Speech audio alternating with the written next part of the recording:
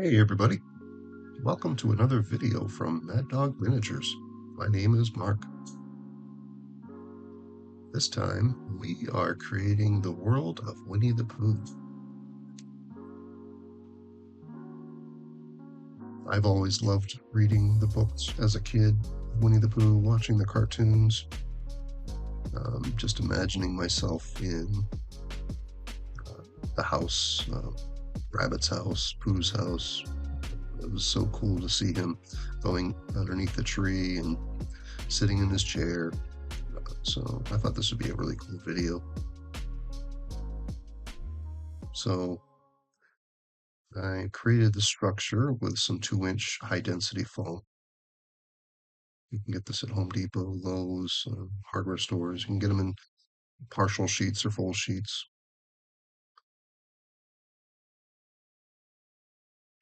And I don't know if you've seen my other videos, but this is Durham's water putty.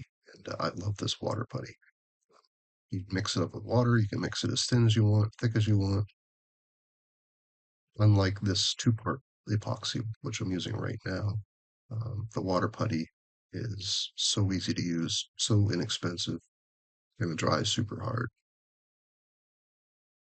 But I went with this 2-part epoxy for the roots and the branches. It was just a lot more sturdy. And here I cut out a piece of foam board in the shape of the floor of the inside of the house, so I could lay down sticks of flooring, which I used out of popsicle sticks that I cut and trimmed to size. Kind of bouncing around here because things had to dry and set up. So here I'm on the back side of the front side of the diorama after the water putty dried. Now I'm laying down a coat of acrylic paint with a little bit of white glue and some um, tile mortar mixed in there, just for some texture and some flexibility. And after the popsicle sticks glued for the flooring, I kind of textured it a little bit with a wire brush and a little knife. Probably a little overkill, but if you can see some texture up close, then it's worth it. Back to the front again. And after that primer, I guess you'd call it the brown dried, I'm adding the color to the trunks. And I use the technique that I use on huge murals. I go wet on wet with water-based paints. I just keep things very wet so you can blend in as you're painting. I find it a lot quicker, a lot easier. So I'm just using some light grays, dark grays, whites, blacks, um, mainly whites and blacks because you can kind of mix it right on your palette. Just get all your grays right there. And if just keep that brush wet and you can easily blend. And just thinking of the highlights and the crevices of the tree itself and where the light hits, where the sunlight hits and where the shade um, is prominent. Just kind of keep that in mind so you can kind of make it look more realistic. Make it look like there's maybe some sunshine coming in one direction of the diorama. And we're letting that dry and we're bouncing back to the walls. Not everything in my imagination, or maybe I did see it somewhere. His house does kind of stick out from the back of the tree. I don't know if that's correct or not, but it is in my imagination. So in this version, he has a back door, and you'll be able to access his house. Later, you'll see I add a roof that you can kind of take off and on so you can see inside. And I'm just using some thin hobby plywood and some more popsicle sticks that are ripped down to trim size. And I made some wainscoting. And here I put a mantle for a fireplace in, and using some air dry clay, I'm creating some stonework.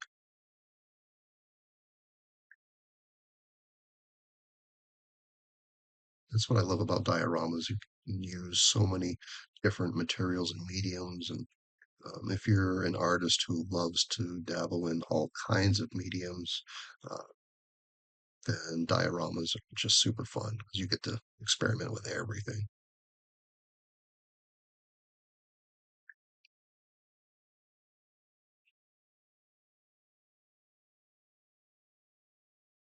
And here I'm using some more air dry clay for a little vegetable garden out front. Now you see I'm putting water down first, just a little bit. That ensures that air dry clay is going to adhere to the substrate because that um, ground will just suck up all the moisture out of that air dry clay, and it may not stick. It may separate after it dries, and then you have a mess. You have to glue it back down and blend it back in somehow. So this ensures that it sticks really well.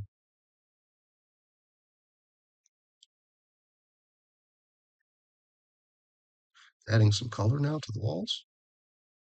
I like to exaggerate in this diorama some maybe some dirtiness, some shadows.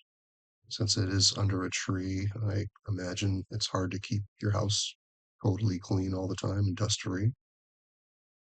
And the shadowing kind of exaggerates the shadowing, the lighting, just for a better visual impact for something so small.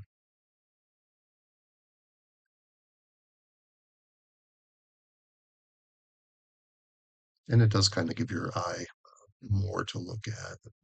Makes it look like there's a lot more detail in it than there really is.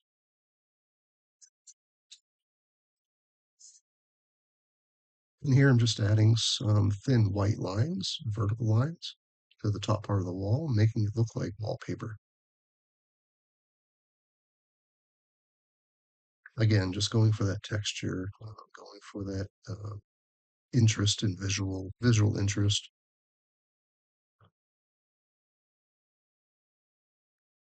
Kind of like a children's book illustration.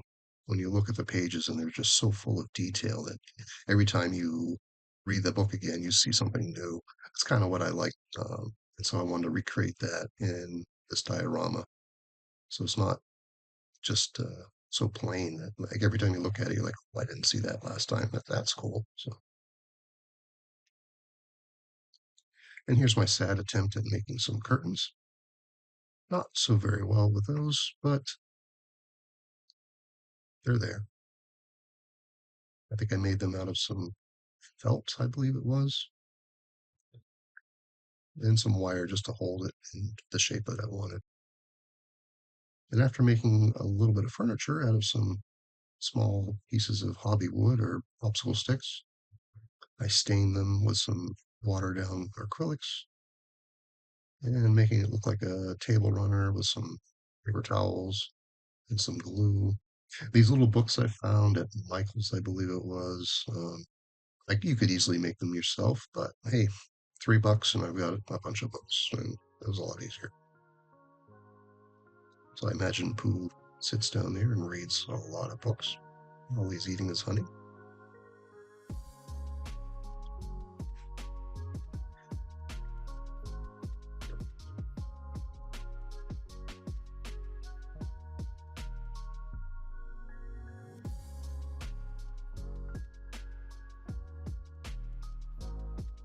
And again, I found a little tea set. I don't know if the doll tea set or something like that from Michael's. And I thought he could have his tea, his honey tea. So I put a little bit of um, light curing epoxy in there and mixed a little bit of yellow in it.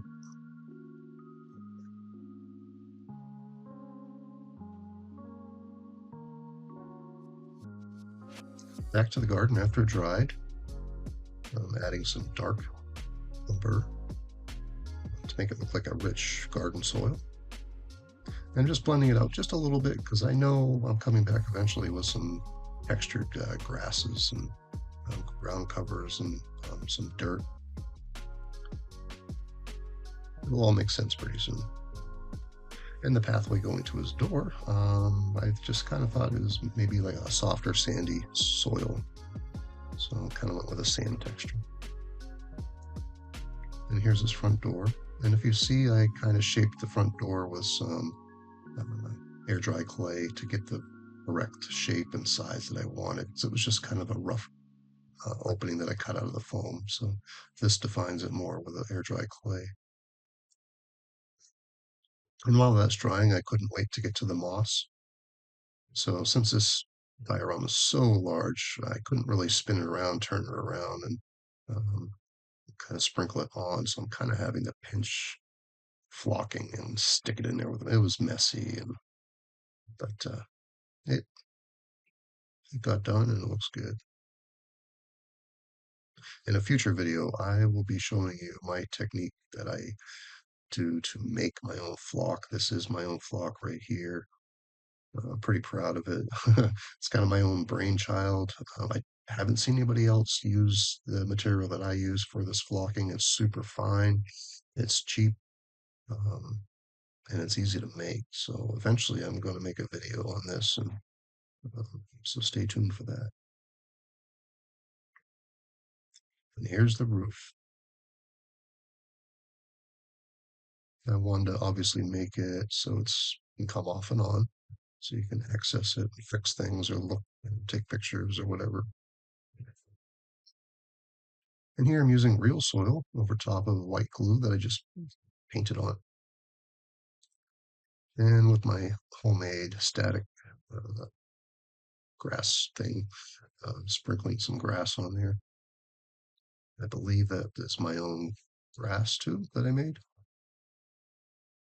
And I will make another video on that too in the near future.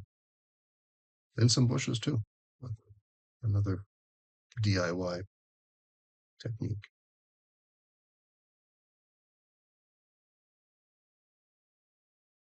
I do use store-bought flocking and things too, but it's just so expensive. I try to limit that.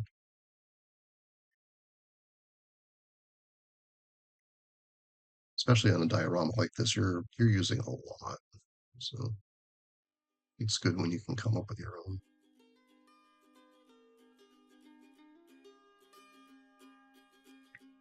And that's a mixture of water and denatured alcohol. It cuts the tension of the surfaces, so when you put the diluted white glue down, it kind of everything melts together and sticks. So if you didn't do that, the white glue would just kind of sit on top in like clumps and holes. And these are real sticks. I love using real nature when I can, when it makes sense.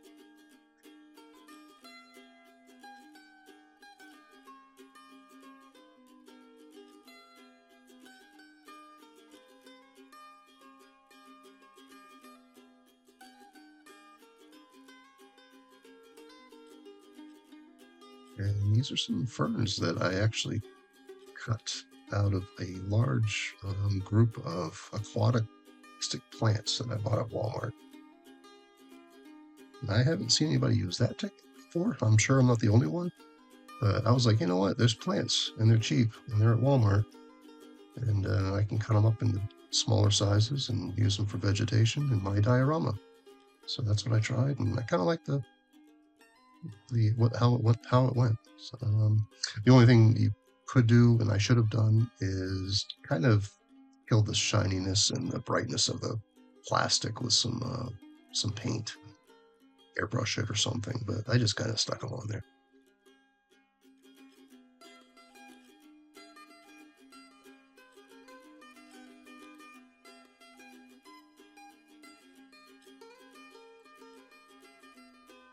And there they are right there. Some of the plants that I bought.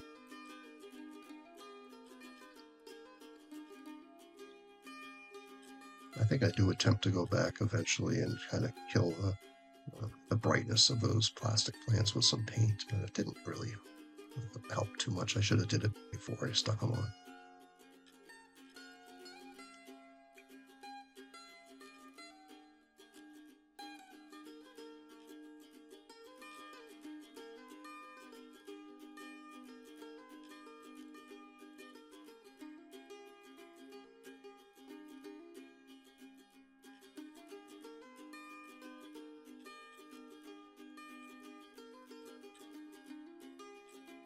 I can't remember how many hours this took, but this was a very lengthy diorama project.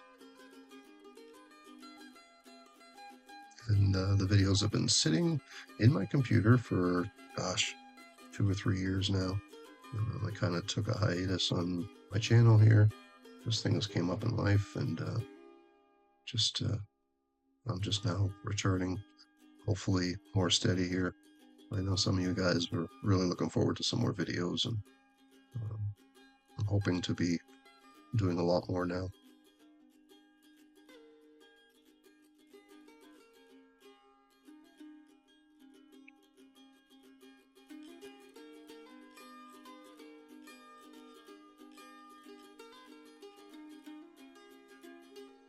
And it truly is relaxing. And here's the Pooh that I went with as inspiration. I did not want to go with a Disney rendition because it's still copyrighted. So I stuck with the old original, which is copyright free now.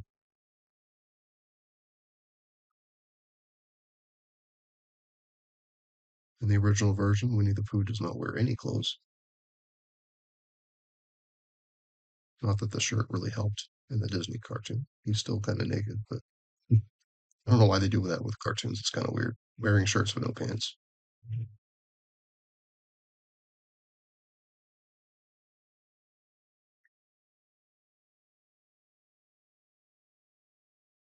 And I'm not the greatest sculptor with um, polymorphs, polymers, if I can speak,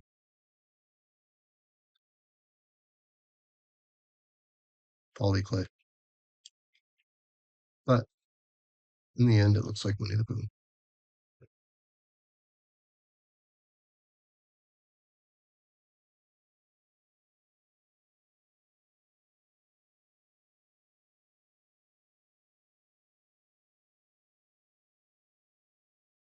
And this is the clay that you bake in the oven. So I think I did do his body first, and I baked it a little bit so it's hardened, so I don't mess that up. And then I went back and put his arms and legs on and other parts. His ears were a little tricky too, so I did use a little bit of I can't remember what it's called now, but kind of like watered down clay to stick them in.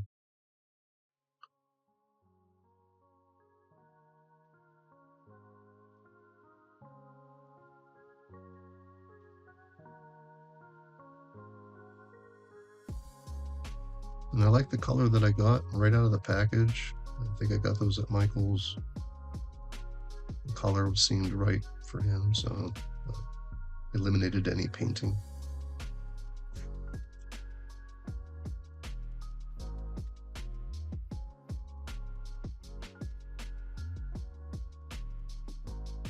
And here I'm trying to make some honey jars, which you see him in the cartoons. He has them scattered all over the place, mostly empty.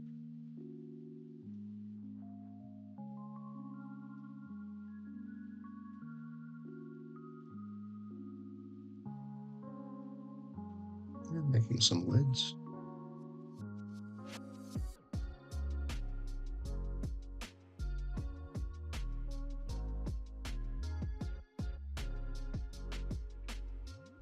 There he is.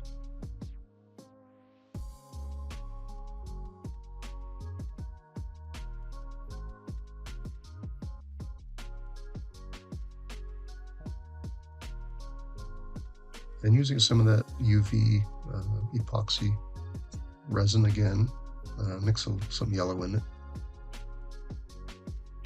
Probably a little too much yellow, but trying to convey the honey.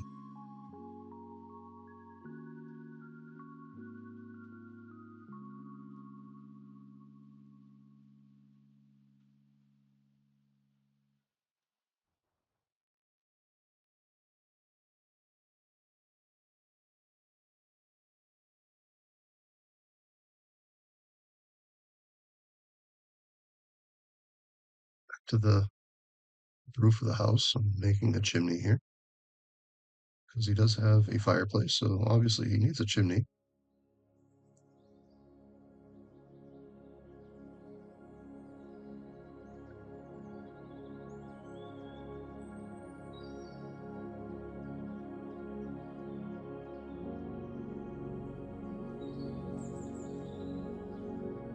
And of course, the most important part of his house is the sign that sits out front.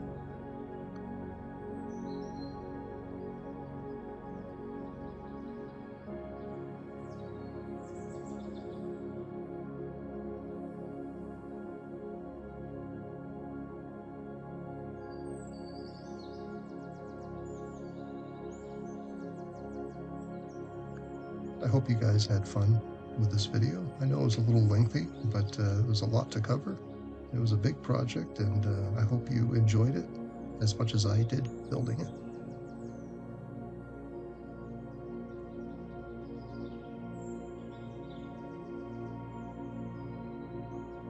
And these pictures are the end product, and tried to get as many angles as I could to showcase the details and everything that went into it. If you like my videos, please like and subscribe, and check out my other videos that I have. I have a few out there and more to come. Thank you so much. We'll see you next time.